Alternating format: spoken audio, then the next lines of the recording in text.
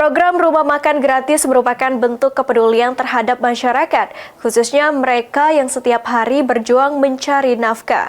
Program rumah makan gratis kunci kebaikan tersebut menyediakan makanan siap saji tanpa dipungut biaya dan terbuka untuk semua kalangan.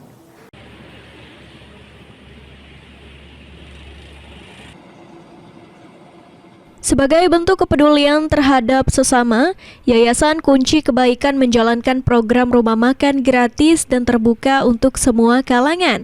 Kegiatan tersebut digagas dan dijalankan oleh Yayasan Kunci Kebaikan yang berada di bawah naungan Pondok Pesantren Darul Quran sebagai bentuk kepedulian sosial untuk menumbuhkan semangat berbagi di tengah masyarakat.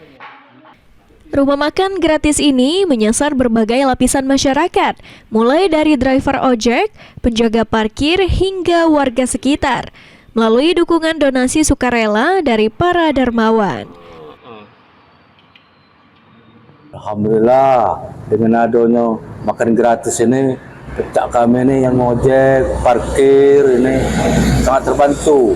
Karena kadang-kadang parkir cari duit ini kadang-kadang tidak dapat. Nah, dengan adanya makan gratis ini, alhamdulillah pacak makan. Rata-rata satu hari itu bisa porsi rata-rata 60 porsi untuk orang-orang siapapun yang mau makan di sana. Bahkan saya katakan orang yang non-Islam pun kalau mau makan tanpa syarat juga bisa, alhamdulillah.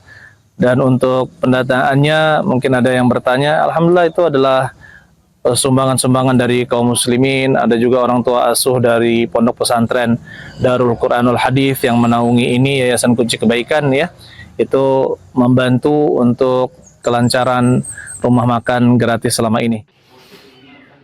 Dengan adanya rumah makan gratis yang diadakan oleh Yayasan Kunci Kebaikan Pondok Pesantren Darul Quran dapat membantu masyarakat sekitar yang membutuhkan. Francisco Arikarwana, PAL TV.